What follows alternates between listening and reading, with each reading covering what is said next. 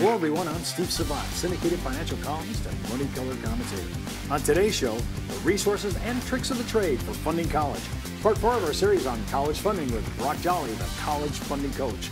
Welcome to the fourth segment, Brock. Thanks, Steve. Great to be back. Well, Coach, I want to talk to you about I love the tricks of the trade. I mean, there's a secret manna here. You know, we're going to have to talk about some things. So I want you to walk through some of the things that you've learned that could help our consumers now when they're thinking about education.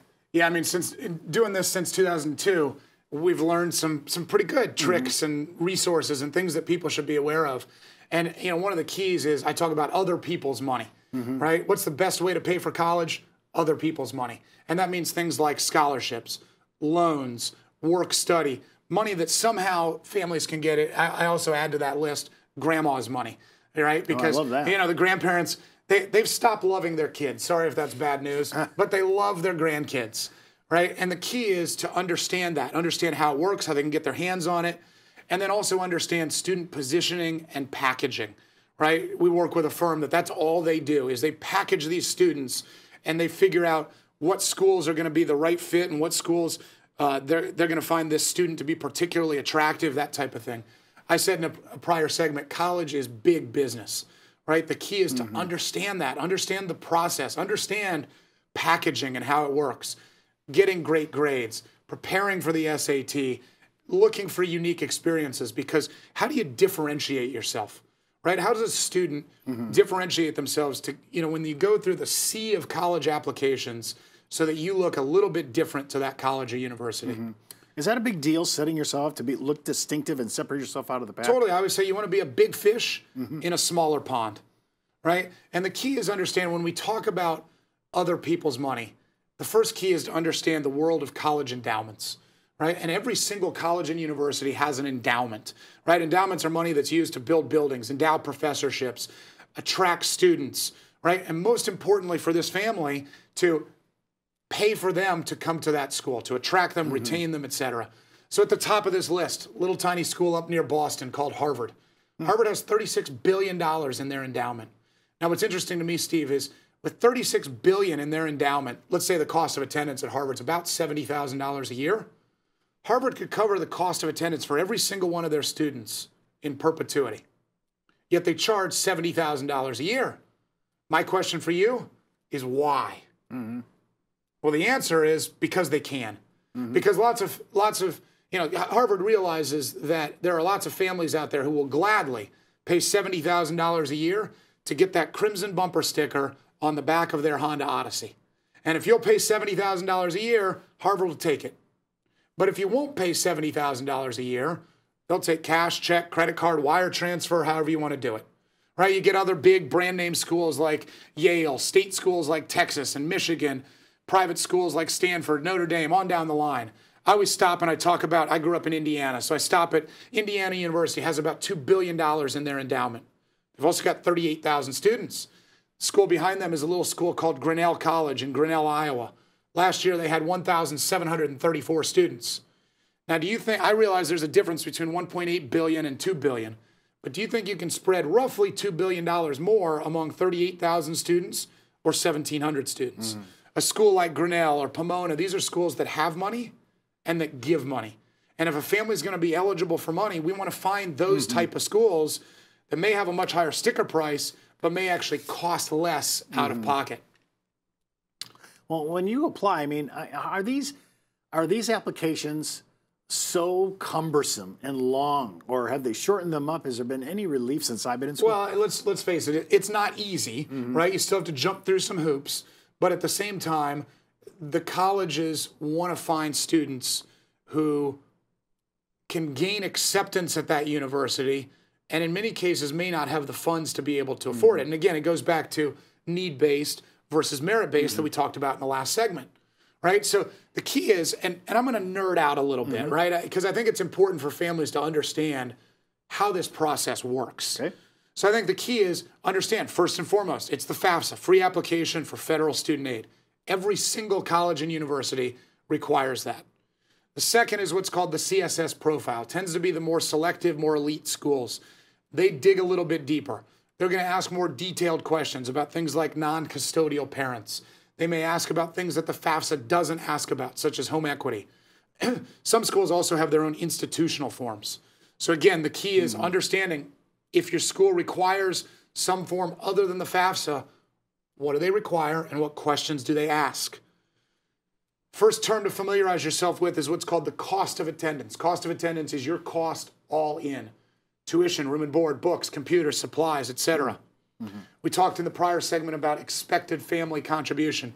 That's the amount that the colleges expect your family to pay. Cost of attendance minus the expected family contribution is the amount of aid for which your family is eligible. I highlight the word eligible because it doesn't necessarily mean that that's the amount that you're going to get, right? That's the amount for which you're eligible. So some things count, some things don't count. There's assessable assets, assessable income, and then there's non-assessable assets and income. So it's really important to understand what counts and what doesn't count. I won't go through the whole list. We can see it on the screen, but it's important to understand what counts and what doesn't count as you go through this formula. If you can qualify for need-based aid, you want to live on the non-assessable side of this sheet all day long. If you can't qualify for need-based aid, doesn't matter. Okay, so this is a means tested. It's an asset tested. I mean, is this what I'm hearing? That's absolutely right. Okay, so there's a lot of yin and yang to this. That's right. That's right. And biggest driver in that formula you're going to see in a second is the income. Okay. So let's look at an example. Right? Remember the Griswolds, right? Clark, Ellen, Rusty, Audrey, Griswold, and Rusty's going off to college, right? And you can see here, they make about $130,000 a year. They pay their fair share in taxes. Rusty was working a summer job. He's got some assets that are accumulated. Pretty straightforward situation for this family. The expected family contribution is a 4-part formula.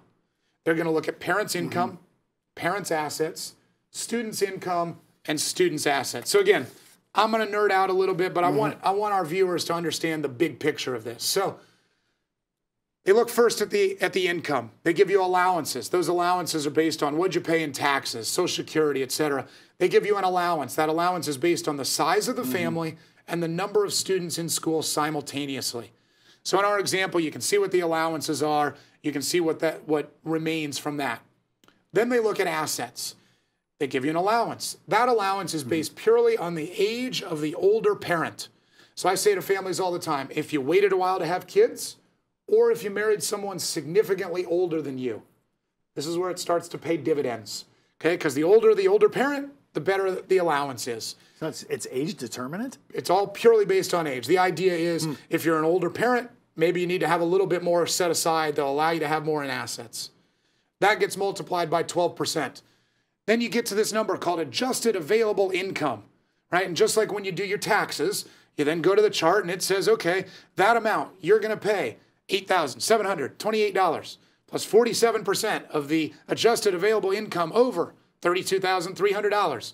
You do not need to memorize that formula, okay? But just understand how it works, right? And so that number, it gets us 28,507. Then we look at the student. For the student, again, we look at students' income. They can earn $6,420 in 2017 before it starts to count. Anything over and above that counts at a rate of 50%. Then we look at students' assets. Every single dime in the child's name counts. Breaks my heart when I see grandparents who have gifted money to the child, and it's a family that perhaps would qualify for need-based aid, right? So anything counts, and it counts at a rate of 20%. We get the student's contribution. Then we look and we say, okay, parents' contribution plus students' contribution, just under $32,000. We've now drawn the line in the sand. At some in-state schools, they may not qualify for need-based aid.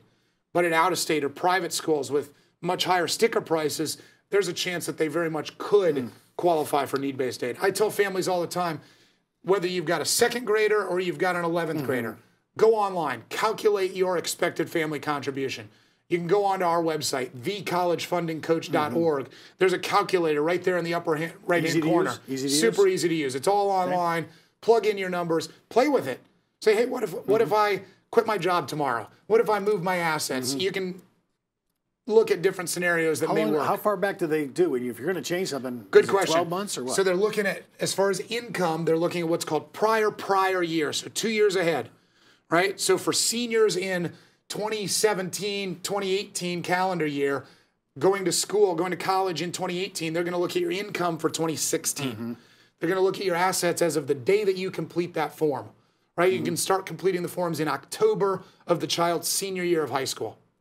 So they're going to go back here and look at that. That's right. So if you know that's coming, this could be a good time for deferred comp or trying to push things Again, off to the future. All kinds of strategies that may work. That to me is huge. I mean, that you're using it. And then your state public schools is not the only option. We've talked about that before. Yeah. I really want us to really think about, this is a mechanical issue that I think that you need a coach. That's why we have you on. I don't think people can figure this out. I think they make mistakes in their application that cost them dearly. So that's why I like a professional to be in on this. To me, this is just as important as retirement planning. Well, don't forget to watch our next segment on the timeline for college planning, part 5 of our series on college funding. And keep in mind, before moving forward with any of the ideas on our show, always check with your tax consultant, legal counsel, or your financial advisor. You've been watching Steve Savant's Money, the name of the game.